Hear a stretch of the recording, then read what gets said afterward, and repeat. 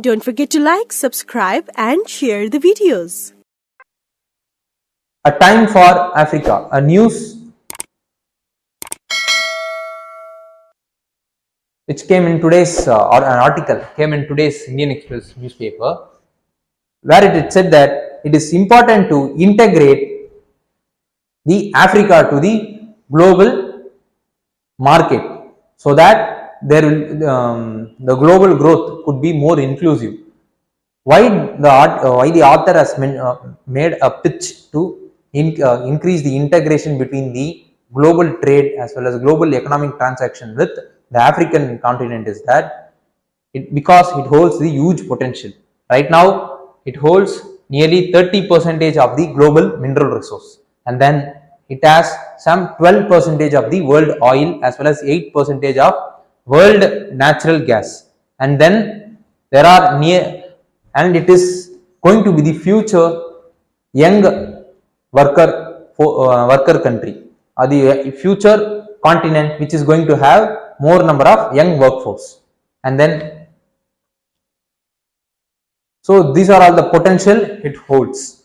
So that what is the action council of the business 20 which is formed under G20, which is right now happening across the country, recommended is that there need to be enhancement in the human capital, that is there need to be increased education, increased health related activity, increased employability of the African youngsters or the people those who belong to Africa. Then there need to be increasing in productivity in agriculture of the African continent, because nearly 70% of the workforce have been employed in agriculture activity. So it is suffering from disguised employment. So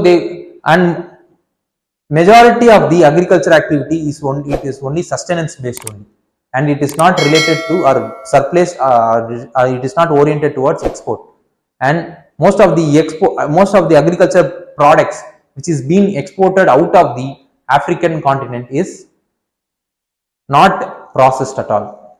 So the kind of value addition in the agriculture product is also very less. So that there need to be increase in the productivity of the agriculture, and then there need to be increase in the enhancement of the manufacturing sector.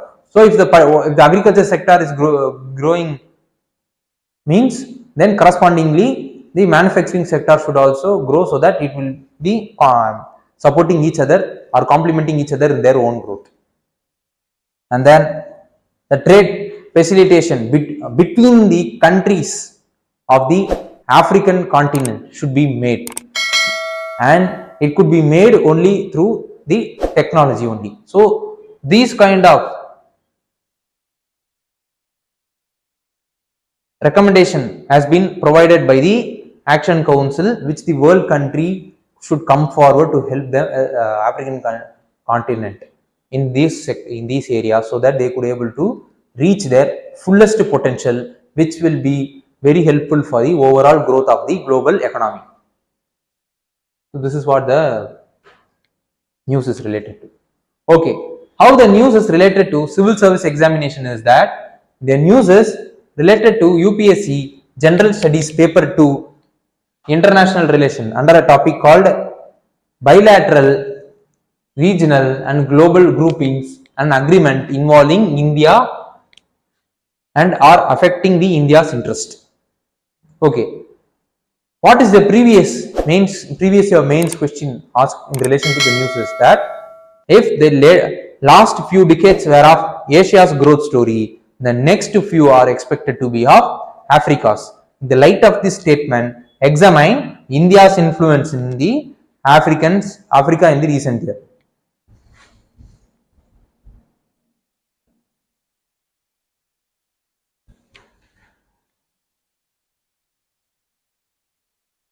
Okay, so we have seen the potential of the Africa for the global growth. Let us discuss how India is maintaining a relationship with the Africa. First, India has history, cultural, economic, political with Africa as well as the countries, those who are present in the African continent way back many thousands of years ago. And then India's nearly 3 million diaspora of India have been present in the African continent. And then more than 70 billion dollar of trade is happening between India as well as Africa. And then India soldiers have been employed or have been made to provide peace in the African continent, because most of the Western African continent as well as Central African continent have been affected because of this kind of internal security problems. And then there has been a huge number of migration, refugee crisis that has been happening.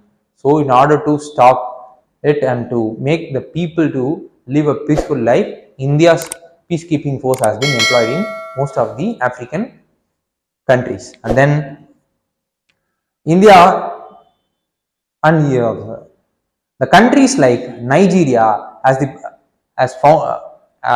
producing as well as exporting the oil. So India has made an enhanced cooperation between these oil producing countries in the Africa, so that India's energy basket or the energy security could be assured. So it makes our basket of importing countries diversified, because the Africa's potential in oil producing as well as manufacturing will reduce our dependency on Gulf countries. And then India right now heavily investing in Africa in terms of education. They are providing training, skilling to their youngsters, so that their employability could get enhanced. And then building infrastructure across the European continent, and then providing hospitals, and then enhancing cooperation in terms of science and technology. And then right now the cooperation in relation to agriculture is also getting increased. Since Africa is the agriculture dependent economy, India is vying to use this opportunity to fulfill our nutrition as well as food security problems in India.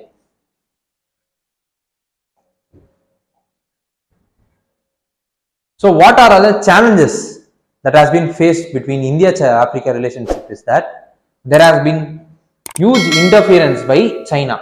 China is investing heavily, more than the amount which has been invested by India.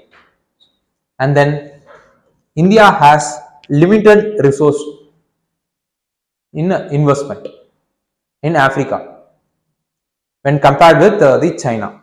And then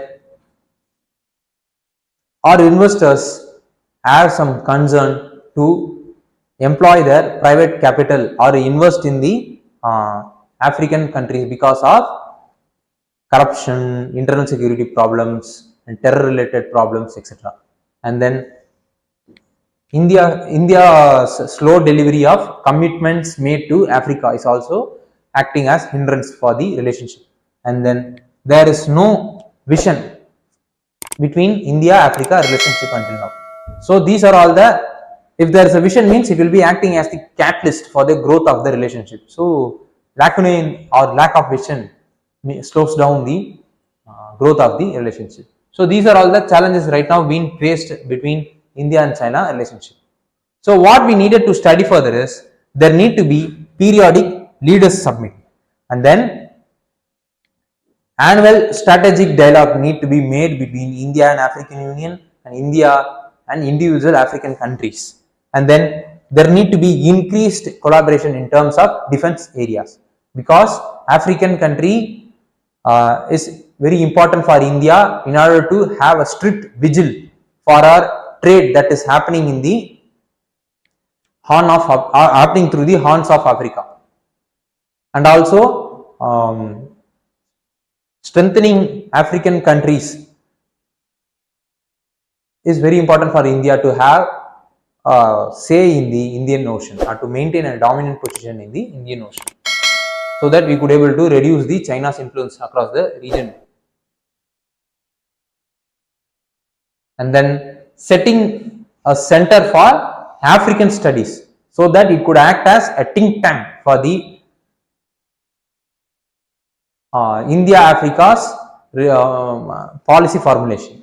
And then there need to be increase in the deepening of science and technology cooperation, particularly after the Chandrayaan-3 safe landing in the southern pole of Moon. So these are all the areas which we needed to study further. And India right now is taking a lead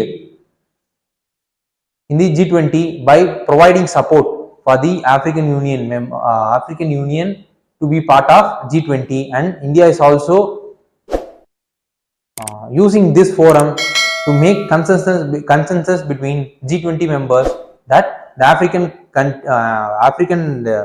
countries should also be part of the G20 groups. But right now India is only pitching for it. Then a consensus has not been made between the countries, and India is acting as the leader of Global South in the G20 forum, not only in G20 forum, across all the forum.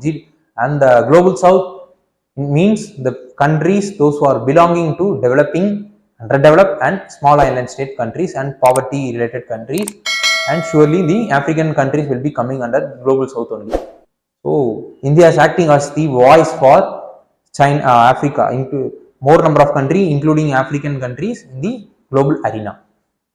So these are all the things which might deepen their relationship between India and Africa in the coming future. So what we needed to study further is, we should know about African Union, their structure, composition as well as function. Second is, we should know about the formation of non-alignment movement. Third is, we should know about the African map. Fourth is, we should know about International Solar Alliance, BRICS as well as IBSA. These are the regional groupings which India and African countries are having a strong relationship. So these are all the things which we needed to study, and this is what the analysis between India and China relationship is about.